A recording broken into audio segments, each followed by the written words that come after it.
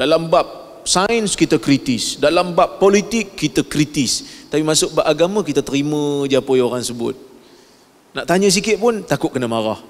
Tak boleh, kita tak boleh benda ni berlaku. Kita tak boleh biarkan benda ni berlaku. Kita mesti tanya daripada mana asalnya, daripada mana dalilnya. Kalau tak, itu datang daripada ustaz lah. Saya bukan nak dengar ustaz punya ceramah semata-mata, saya nak dengar apa yang Allah dan Rasulnya cakap. Kemudian tuan-tuan, akhirnya dia akan membawa juga kepada agama ni jadi bahan lekehan orang.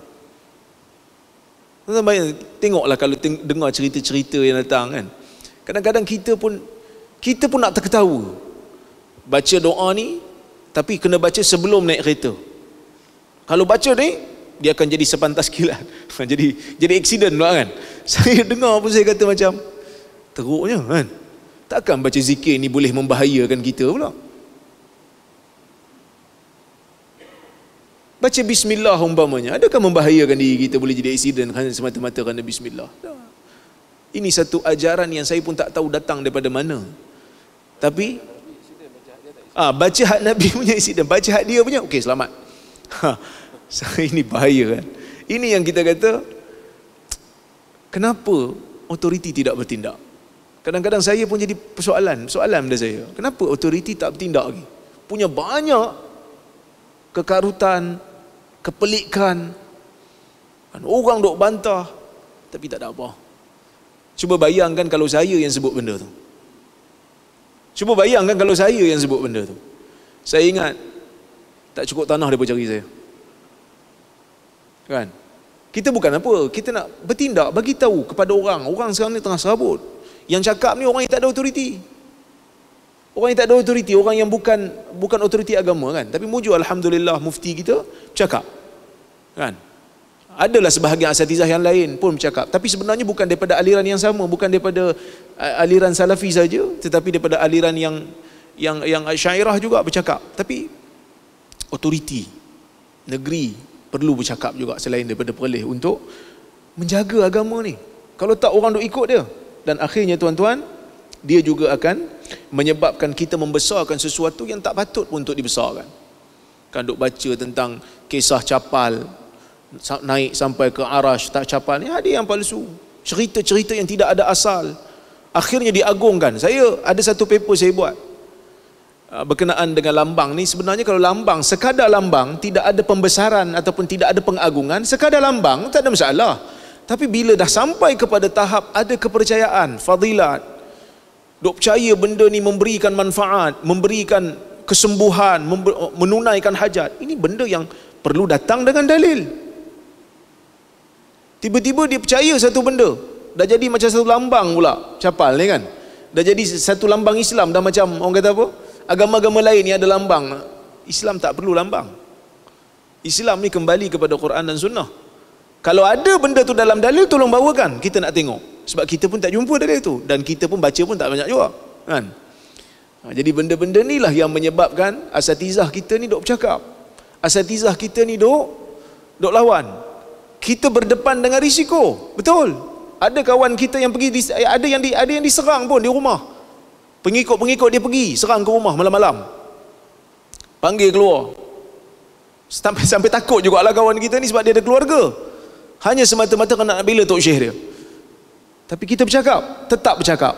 Dan kalau kita diapa-apakan pun, kita kata kita buat tanggungjawab yang Allah Ta'ala telah bebankan atas kita. Seperti mana kata Ibn Jauzi tadilah, mereka benci saya hanya semata-mata saya mengkritik apa yang mereka sebut, kerana mereka sebut tidak ada asal. Kan?